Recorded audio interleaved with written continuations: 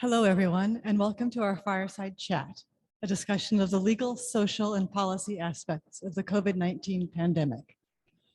My name is Beth Rowley, and I am the Operations Director for Princeton Innovation Center BioLabs. Thank you for attending today's event. I know you will find it interesting. Princeton Innovation Center BioLabs opened for business in 2018 with the mission to foster innovation, collaboration, and entrepreneurship in New Jersey. We have over 30,000 square feet of laboratories, offices, meeting rooms, and co-working space. And we are here to make it easier for new science-based companies to get started and to grow. One part of our mission is to support the local ecosystem by hosting useful events. This has been quite a difficult challenge over the last 2 years. And today's program is our first attempt at a live-ish event.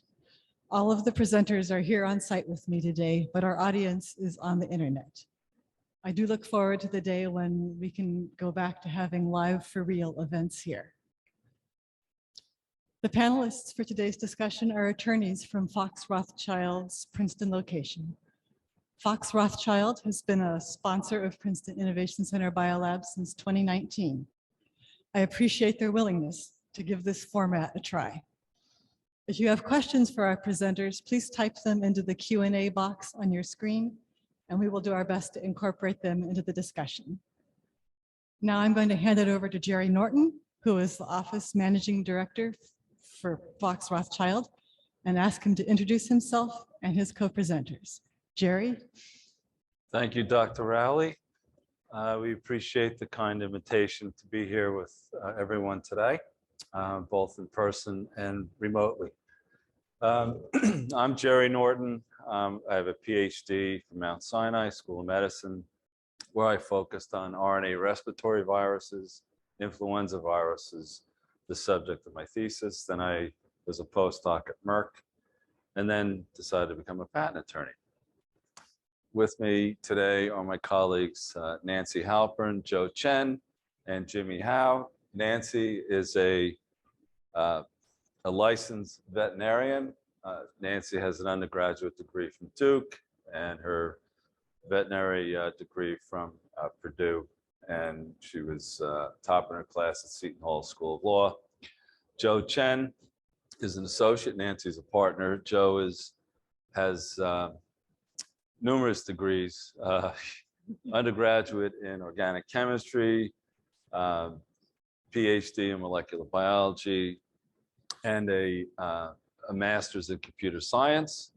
And he worked in the pharmaceutical field at Pfizer Pharmaceuticals before joining us. And he's also a graduate of Seton Hall University School of Law.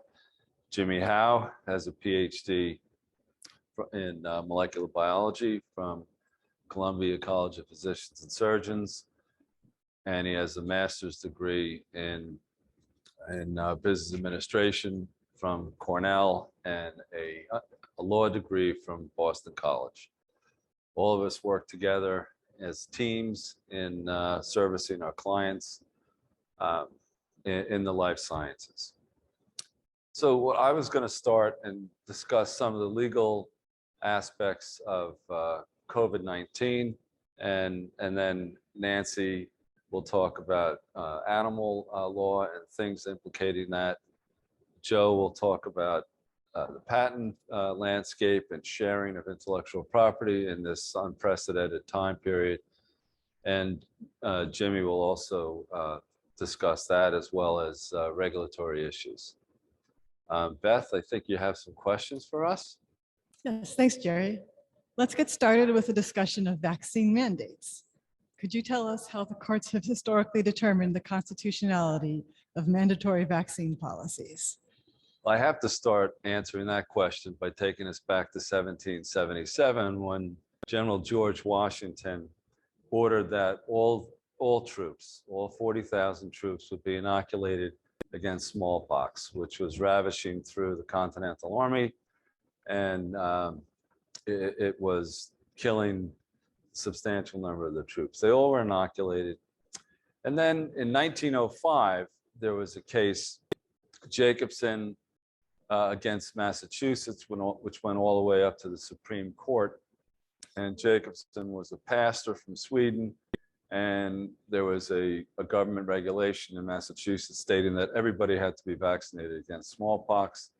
And Jacobson said, no, that's unconstitutional, and you're impinging upon my liberties. And the Supreme Court rejected that, and they had a reasonableness test. And so what the test says is the government can implement reasonable safeguards to protect the community. And Jacobson lost, and that was the law of the land until 1944, when Prince, again in Massachusetts, sued the government of Massachusetts, which was requiring mandatory vaccinations. And there Prince said that I have religious freedom. You're interfering with my religious liberty, and the U.S. Supreme Court said no. During a pandemic, it goes more than, there's certain liberties that the government can impinge upon, and pandemics are one of them. And so that's been the law of the land right on till today. And what we find out, we're talking as of this morning, over 5 million people worldwide have died. 1 in 200 Americans have died.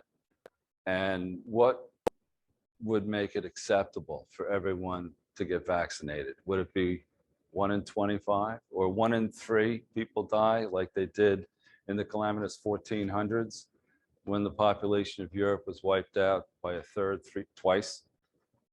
So we've had some recent cases in the district courts here in New Jersey. There was a case, Rutgers University students, they had sued, and they filed a motion for a preliminary injunction and a temporary restraining order, stating that the vaccination policy was unconstitutional. Judge Qureshi in district court in Trenton, the vicinage, he denied their request for a preliminary injunction. And there's a 4-part test: the likelihood of success on the merits. He felt that the university would succeed on the likelihood of success, that they had to implement this policy in order to protect the safety and well-being of the students. The second part of the test is irreparable harm. What that means is you're going to be harmed, and money damages can't make you whole. And what the students, their big mistake was they waited 5 months before they brought the lawsuit. And so if there was irreparable harm, you need to move quickly. It's as if the wrecking ball is now swinging towards your house, and you need to have the court step in. And then public policy and balance of the hardships. The judge felt that for the balance of equities, it favored Rutgers, because if he did grant the injunction, then Rutgers would have to implement new policies, and it would be time and cost and substantial efforts in order to require them to implement new policies when new students were to come onto the campus who weren't vaccinated. And then the public interest favored Rutgers, given the severity of the pandemic. Students at the College of New Jersey, they sued in August, claiming that the COVID-19 vaccines by Pfizer and Moderna were not really vaccines and so the Jacobson test didn't apply. That case is percolating, and I feel that those students are going to not succeed on the merits. There have been several federal court cases where they've sued the president, and there was one in Missouri, there was one in Georgia, there's one in Maine, there's one in New York.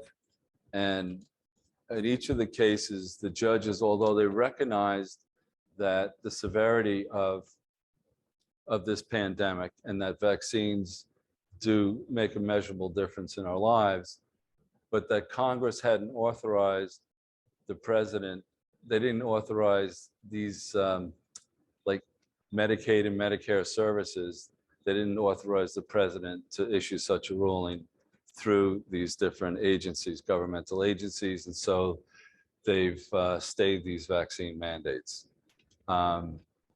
Just today, the Supreme Court issued a ruling in New York State that healthcare workers had sued under, I guess, the Establishment Clause, the free exercise clause of the First Amendment, that the government cannot have laws that negatively impact one's ability to the free exercise of religion.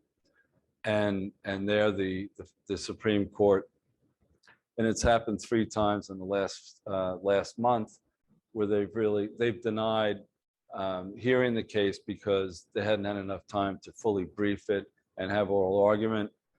But the dissenting opinions from Gorsuch, Alito, and Kavanaugh and Barrett seem to, in my opinion, I think we're going to have the Supreme Court address this issue again, and there will be, they'll grant the injunction preventing governments from preventing people from forcing people to get vaccinated if they have a serious religious conviction that they shouldn't be vaccinated. And what you can read between the lines in these dissenting opinions is that if there are other exemptions, for example, for medical reasons, then the Supreme Court will, my prediction would be that they'll say that you're going to need to grant exemptions for religious liberty. See, was there anything? That's it that I would talk about. Nancy? Oh, thank you, Gerry. Nice to be with everybody. So I'm going to shift gears a little bit. I wanted to talk about policy involving animals and COVID research, which hopefully will not result in changes in the law. And for the audience to understand, at least in the United States, there are 2 overarching federal statutes that permit research using animals in certain circumstances and under very strict guidelines. The Public Health Services Act, which is enforced by OLA, a agency in NIH for NIH and other federally funded grants that involve animals of really any type. And then under the Animal Welfare Act, that it covers what's considered covered species, generally mammals, now birds, but the regulations haven't been passed yet. Very strict guidelines as to how these animals can be used humanely in order to facilitate research and other breeding of animals. Bring that to light in the face of what are some myths that I always like to debunk. For example, that animals are no longer needed in biomedical research, and that is absolutely false. The scientific community recognizes the importance of the use of non-human primates since SARS was first identified, well, really decades ago now, right, in the early 2000s. Yeah. And if not for the research that had been conducted, especially on non-human primates, we would not have the COVID vaccine that we currently have. So interestingly, but of great concern, is the fact that we now have deficit in non-human primates that previously were imported from China. Scientists recognize the importance of the use of non-human primates and are working to increase the numbers and even the breeding of those animals in the United States. So taking a step back, if we want to compare, which I think is interesting now that we have some data on COVID-19 and compare SARS with MERS, which is another form of coronavirus, and COVID-19. So with SARS, we have a definitive identified host, likely in China, that infected people, and that infection stopped after a short period of time. We didn't see the mutations in humans that we're currently seeing with COVID. In MERS, we saw camels that were host. A lot of infectious diseases we do see, and zoonotic diseases, so diseases that are spread from animals to people, we know what animals are the quote unquote hosts. So prairie dogs, for example, are the host of plague in our country. And there are unfortunately some human infections with plague, and we keep track of that. Over time, we have recognized, I pulled out my old slide when I was this 2003, and the number of emerging diseases, so there's like 75% of emerging diseases are zoonotic. Well, they were zoonotic then, and they're zoonotic now. So there are some who are trying to eliminate the use of animals in research that are kind of glommed on to animals have infectious diseases that can spill over into humans. But in fact, that has occurred for time in memoriam. No reason to necessarily shut our borders to the import or export of animals that do such great things for us, not only in research, but also personally. So a couple other points I wanted to discuss before we get to some questions. I came across this vaccination principles from the AVMA, the American Veterinary Medical Association. And I always compare, our response with humans, for example, in COVID, with our response to infectious diseases and how we stop them in animals, or how interesting. It's antibiotic titers or other immunological measurements to determine if booster vaccination should not be used if standardized tests and protective levels of immunity have not been defined for the disease. So right now, as we speak, that is actually the case. We don't know, we haven't developed those tests sufficiently to know whether if you're vaccinated, it's going to be protective for X period of time. We need to work on that. And then also importantly, as a veterinarian working with an animal owner, you can't force anything. So this is an important concept. You can't force things on people. I know that there are mandates, but I suggest it's more important to explain the value and the benefit of a vaccination and why, in my instance, an animal owner should consider vaccinating or letting the veterinarian vaccinate their animal, but you still have to recognize what risks may occur. You can't just ignore that. That's a disservice to everybody. So you acknowledge that straight on and still try to educate your client, in my case, a patient in the case of COVID-19, as to why vaccinations are important.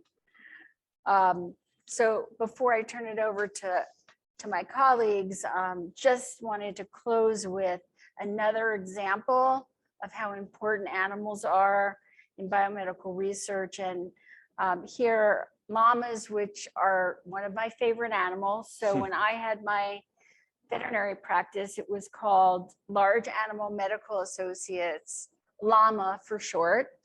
And I raised and helped breed llamas and treated them across New Jersey and elsewhere.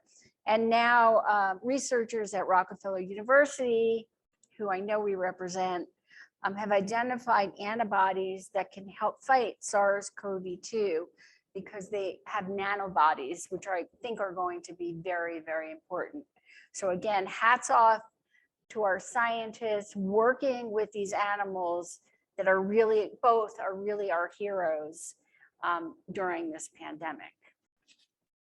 Any questions? Thank you so much for that, Nancy. I'm going to hope to come back to that in the questions section, but I'm going to move us along to patents right now. One of the things to come out of this pandemic is the great success of the pharma industry in developing effective vaccines in such a short time.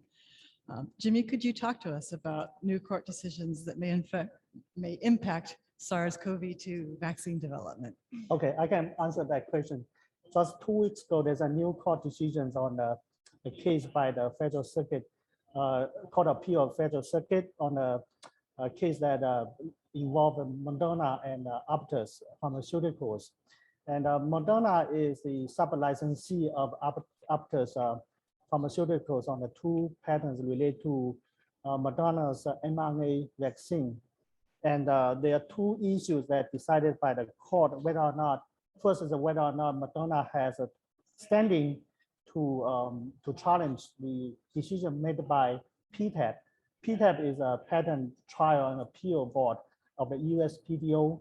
And the second is whether or not the PTAB made a error in deciding some of the claims of the Aptus patents are allowable, are patentable.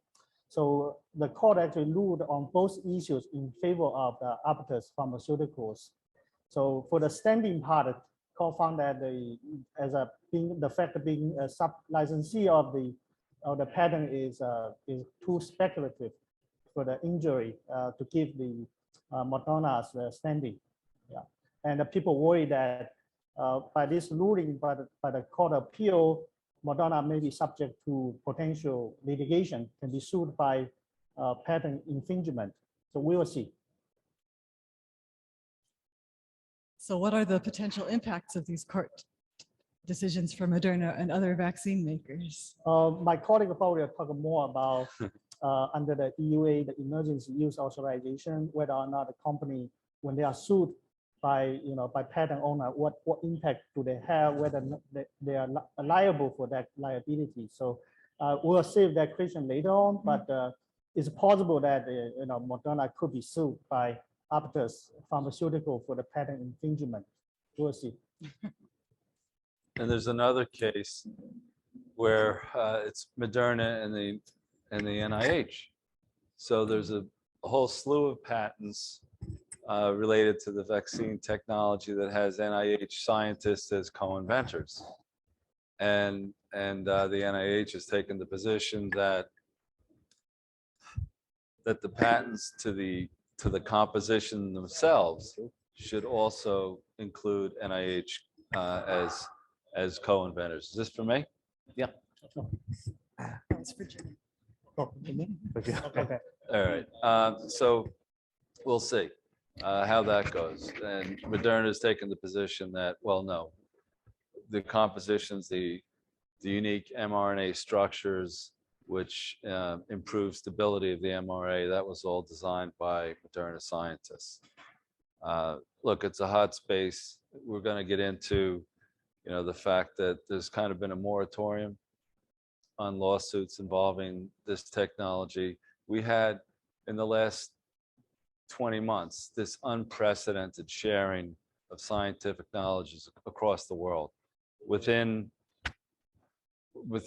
a month of the outbreak of SARS-CoV-2, the Chinese researchers had already sequenced the entire genome and then provided it to Western scientists. And people were working back in January of 2020, trying to get these vaccines, therapeutics, to put us in this position. And Nancy talked about the work with animals that was done in 2002 with the original SARS coronavirus. It's just, scientists weren't holding their cards close to their vest. They were sharing. This was, a serious moment that the world was experiencing. And so that begs a policy question as to, President Biden has said that, there should be a moratorium on intellectual property during this period so we can get the medicine out to the developing countries without worrying about, anybody being sued for patent infringement or any. So, Jimmy, I know you had some sound bites for that.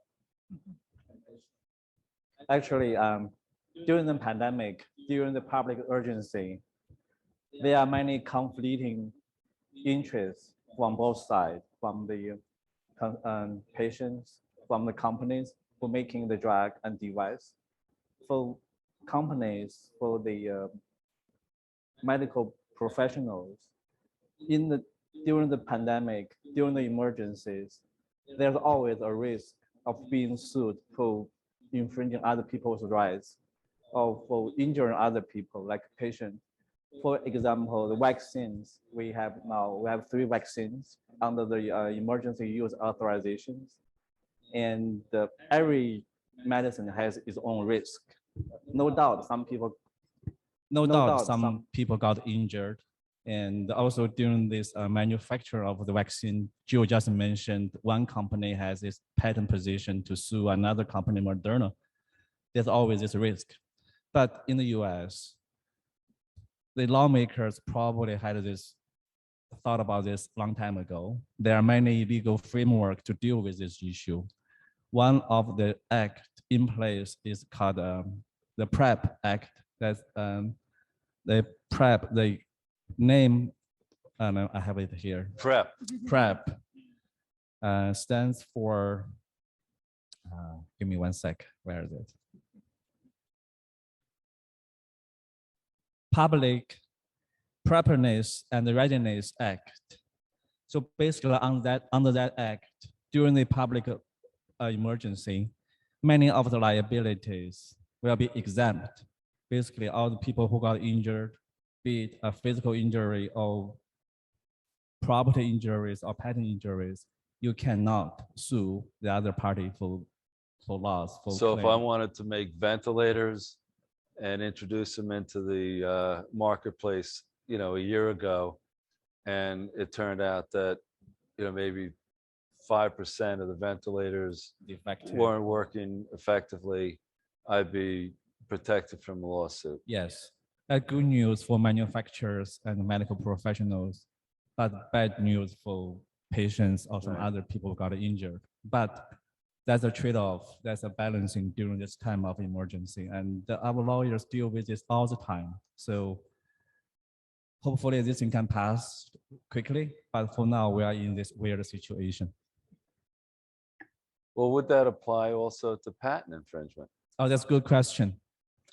The act I mentioned, PrEP Act, doesn't mention patent or copyright specifically.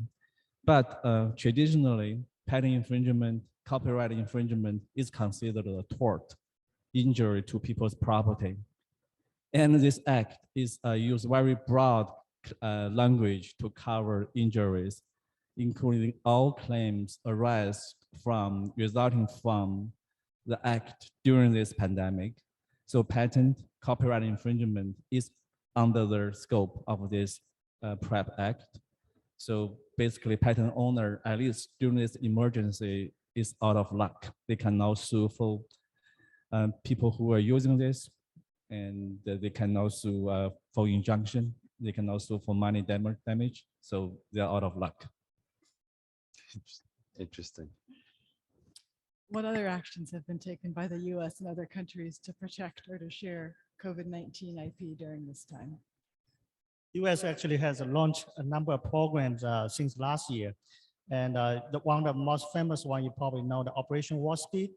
That was a launch like February 2021. And US government, they invested $18 billion. I think Moderna is one of them, received that funding, and the J&J also received some funding from that Operation Warp Speed. And the goal of that program is to supply 300 million doses of the vaccine by January 2021.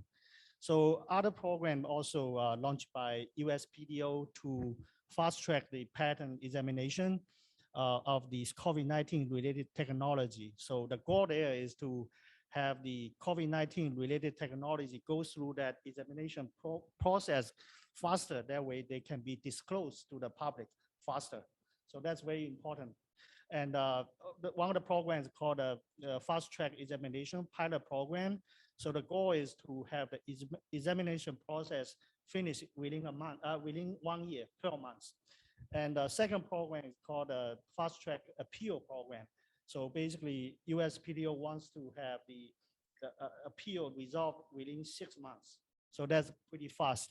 And then the third program is called the Patent for Humanity program, Humanity Program. And the USPTO will award a certificate of accelerated processing for some of the eligible matters. And that certificate is transferable. So if a startup have that program eligible for this, for a petition, they could actually sell that certificate for funding to support their research. Yeah. So there's a period of 18 months of secrecy from the moment an inventor files for patent protection. So they file a non-provisional application, and 18 months later, that will eventually publish. Under these pilot programs that you're talking about, where it's fast-tracked, when does the application become public? When is the information disseminated to the public? Is it upon issuance 1 year later? 18 months. It's still 18 months. Well, if it's an expedited examination period, I would think that it's going to be in a year. And the other thing is, once you've actually filed for patent protection, you're publishing, right? Under the American Invents Act, first to file, the scientists are publishing their research almost immediately. And I mentioned the unprecedented sharing of scientific information. You're having preprints published before they're even peer reviewed, just to get that information out there. I think that within a 1 year acceleration of the patent examination, that will help the invention to be disclosed faster in this program. Good. Yeah. Thanks, Joe. Let's talk about emergency use authorization now. I expect that some members of our audience have questions about how to get an emergency use authorization, and all of us have been in the position of being offered a vaccine approved in an EUA. Could you tell us what an EUA is and how it works? So I will do that. So EUA stands for Emergency Use Authorization. And during the last year and a half, people get to know this term very quickly. After all, almost all the vaccines, treatments, tests, diagnostics, and the devices were approved under this pathway. And now, today we're sitting here, we know EUA saved people's life. And the EUA also saved companies' life.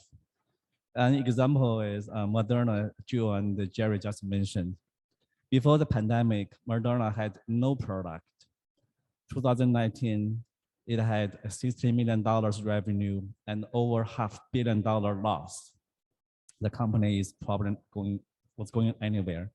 1 year later, the revenue was over $800 million, thanks to the authorization of its vaccine. And now, this year, Moderna project of $20 billion revenue. Billion? $20 billion revenue. All of that is probably 99% of it is from this vaccine. So EUA, during this time, gave companies opportunity to get its product onto the market. But for company want to get EUA, there are some legal framework it to have comply with. First of all, the FDA has a guideline published already.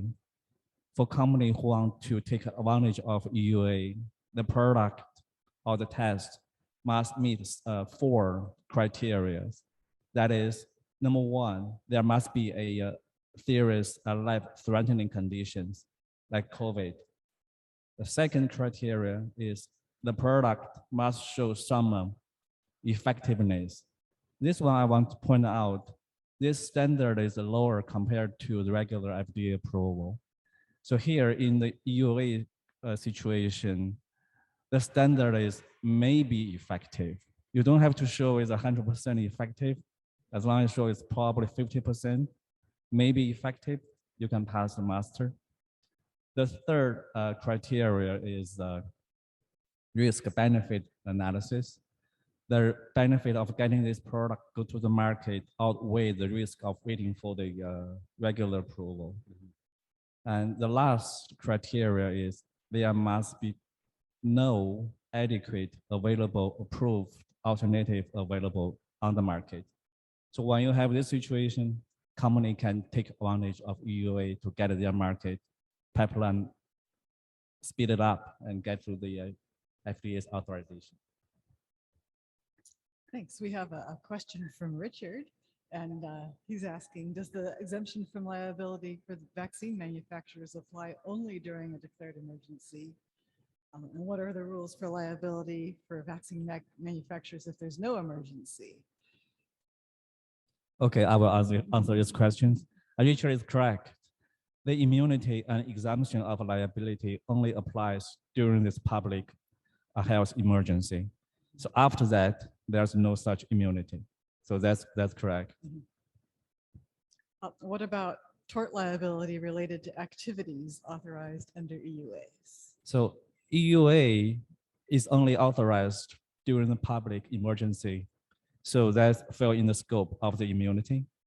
And this, the purpose of the immunity provided by the Act is to protect manufacturers, distributors, and doctors from worrying about this liability claim.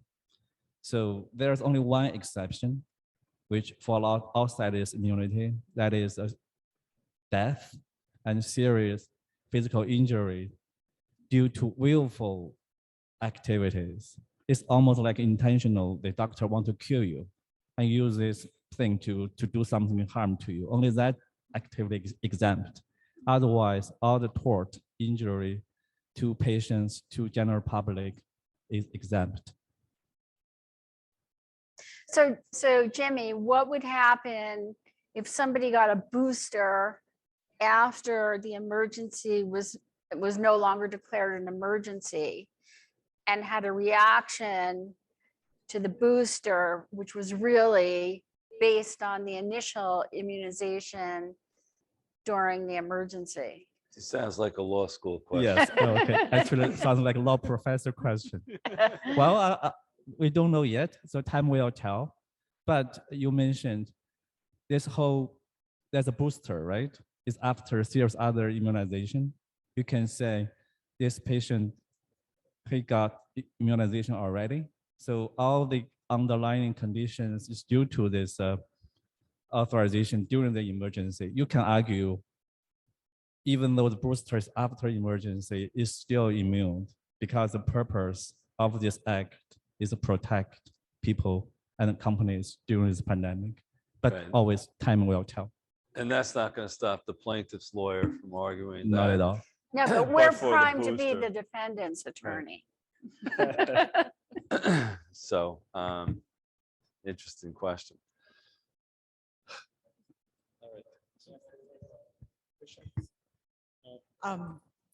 But you So I look do like you have wanna- something to say. Yeah, I do want Please to say talk it. about the research activity and also the patent filing during this pandemic period. That it has been a significant research efforts in the COVID-19 related technologies, and as evidenced by the number of patent filings and also the publication of research articles.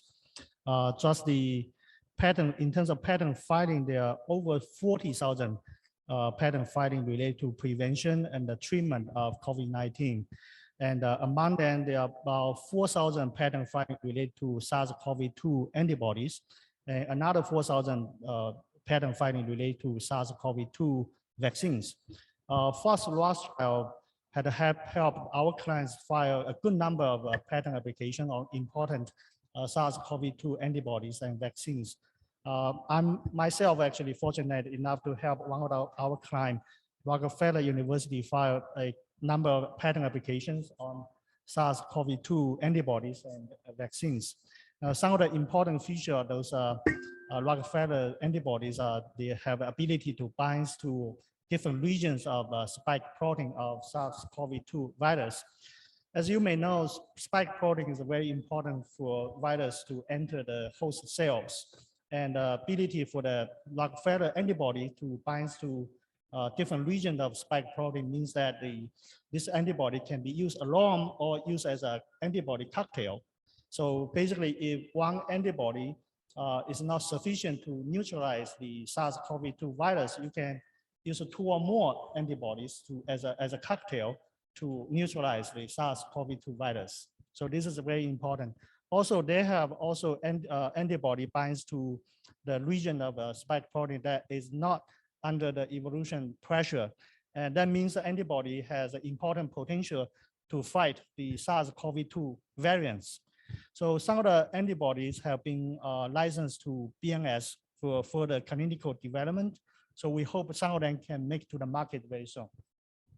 In fact, they're in phase 3 clinicals right now, and they should be available to the public in the first quarter That's great. of the coming year. Fantastic. That's really great. So It's that's another sponsor of Princeton Innovation Center, Bristol Myers Squibb. So that's some great insight into various legal issues that have developed around COVID-19. For the last section of our discussion, let's think more about the social and policy issues that have been surfaced by this pandemic.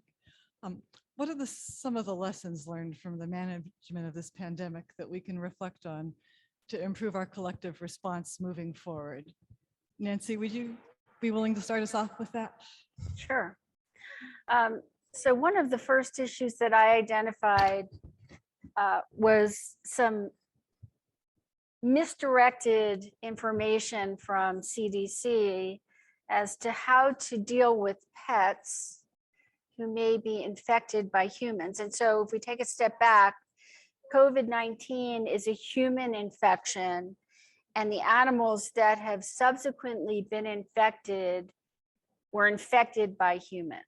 It's called reverse zoonosis. Like I originally said, there is no animal host identified for COVID-19. So the recommendation was to isolate your pet if you were in fact infected. And that kind of belies common sense if you are like the only adult in the household and you have to take care of pets and children, or you're the only person in a household. So we need common sense. I would, advise that the cats, the domestic cats that have contracted COVID have not been seriously ill, nor have the dogs. And USDA is the federal agency that officially identifies animals that have been infected during this outbreak. So we have to make sure that we take care of our pets throughout any infection. We also recognize that mink on mink farms were heavily infected, and they may have then infected humans subsequently. There is now a mink vaccine so that they can be protected against SARS-CoV-2. And a number of animals in zoos have tested positive. I don't believe, but I'm not positive if any have died, but some have been pretty sick. So non-human primates, gorillas, for Tigers. example, tigers and other large exotic cats. And there is a company that has produced and is seeking approval from FDA. So they had been providing vaccine to zoos for their use at no charge during the development phase of the vaccine. At this point, they're seeking FDA approval. So hopefully that will be available to everybody soon so that zoo animals can be protected, and important to do so. You had mentioned earlier that, not to get into a battle, a disagreement, but open and frank discussion. It almost seems like it's the Hatfields and the McCoys. And it doesn't need to be. What we've learned is that, social programs that were eviscerated 20 years ago really left, the economically disadvantaged, severely disadvantaged during this pandemic, where the government didn't care too much to give them the medicines necessary that those of privilege like myself have. And so now when the government says, okay, let's get a vaccine, we're like, well, where the hell were you for the last 20 years? Why should I get the vaccine today? So we need to get back to where we were a few decades ago, where everybody has access to proper medical care, and not make this, a political issue, which Right, it really it's- isn't.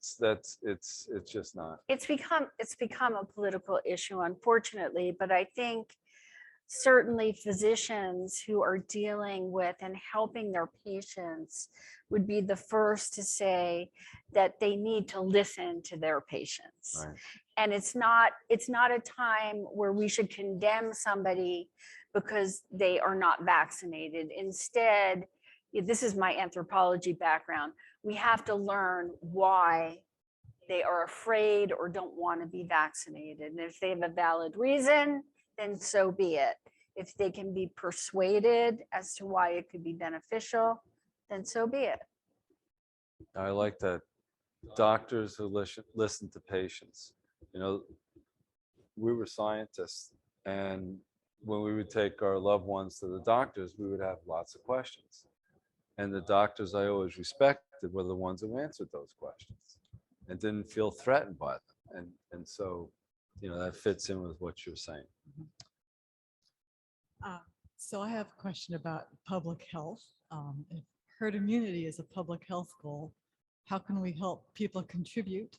And can we provide flexibility without negatively impacting public health? I think that was a question for me. Again, I think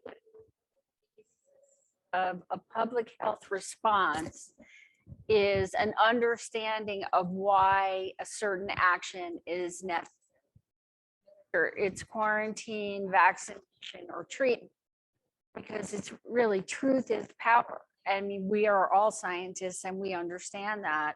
Not everybody is a scientist, but that doesn't mean that everybody can't understand, because they can. All you have to do is talk to people one-on-one and explain to them what you know about medicine and science and the importance of herd immunity, which generally does not require 100% vaccination.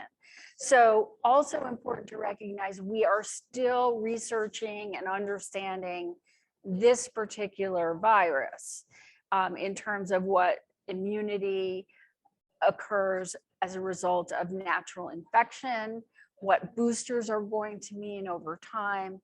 So we all need to keep an open mind and learn from the science. Yeah, things have changed in the public's perception of science. After World War II, with the advent of antibiotics, and FDR coming down with polio, when they had the Salk and Sabin vaccine available, people were lined up around the corner to take it. Today, there's a lot of skepticism, and we just need to do a better job in educating people about the science, to understand and appreciate it, and also, as you said, Nancy, to listen to their concerns, to have an open and frank discussion. Obviously, all of us are biased, and just from our education, being scientists and a veterinarian, and the patients that you've dealt with over the years and the clients that we have today. It's all science permeates them and everything that they're about, and we understand and appreciate their business, but there's other people in the hoi polloi that it becomes a challenge, and so their perception might be, well, why should I trust them? All the pharmaceutical company wants to do is make billions of dollars. It's all about the money. And the answer to that is, well, when your kid gets sick and you take him to the doctor and the doctor prescribes antibiotics and medicines, do you say, I don't want to make that company rich. No, you want to treat your child. Thanks, Gerry. We have another question from our audience. With all this unprecedented sharing of data and purposeful transparency, why did Pfizer request the Freedom of Information Court for a 75-year wait before releasing the Pfizer vaccine trials data? This was a recent FOIA request, which I believe is still under review. One of you want to field that one? Well, I mean, I can talk to FOIA generally. There are, I think, 9 exemptions to FOIA requests, one of which is protecting trade secrets. So that, I mean, they are, if that were the reason that they were protecting that information, that's certainly available to them. And as I said, 8 other exemptions to FOIA. So general question like that about FOIA is not really easy to answer unless you know precisely what the reasoning was that Pfizer was hesitant to provide the information. You just don't have the facts. Ask Pfizer.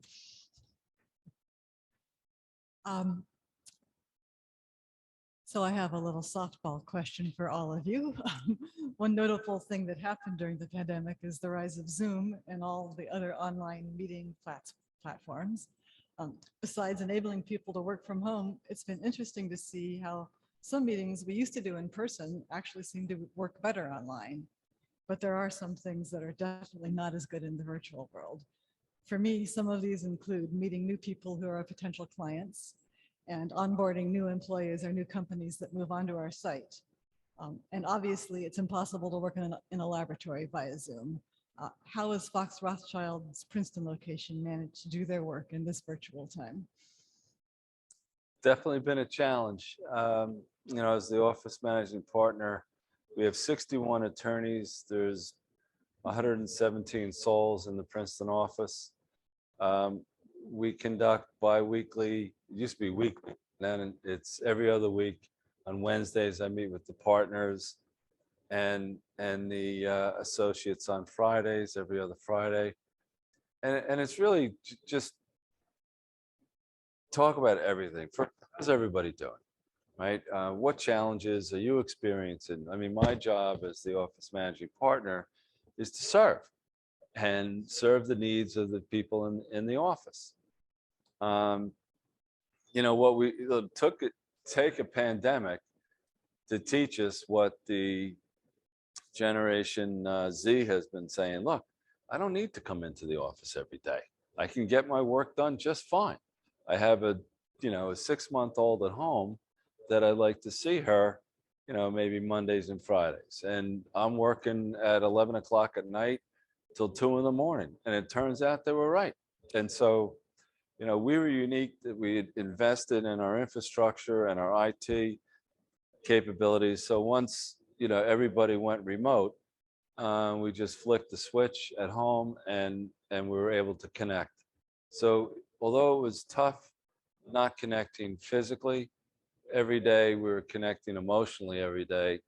And we came back to the office. We always had a core staff of maybe 7 people in the office from March until late June of 2020. And then we started coming back. I've been back in the office since late June 2020. Probably have anywhere from 30 to 70% of the folks come into the office. It's their choice. Sometimes you'll have a client meeting. We mask up, we socially distance. People who come into the office are vaccinated. We recognize the fact that vaccinated individuals can still carry the virus.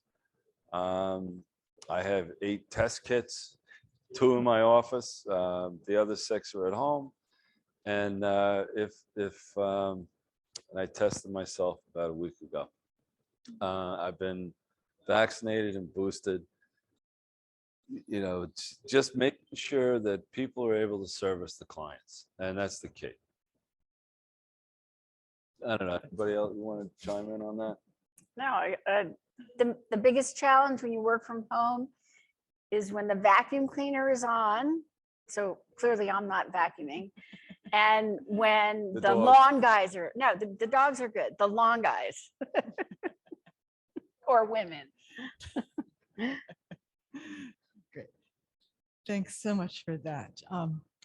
So I think we've come to the end of our time today, and I want to thank Gerry, Nancy, Jimmy, and Joe for participating in our discussion. And Thank you. I also want to thank Michelle Romershon, Neil Bitwin, and Abdul Wahab for all of their work behind the scenes to make this actually work. And I want to thank all of you who have been listening on the internet. I hope to see you in person sometime soon. Thank you very much for Thank you. inviting us. We appreciate it. Great job.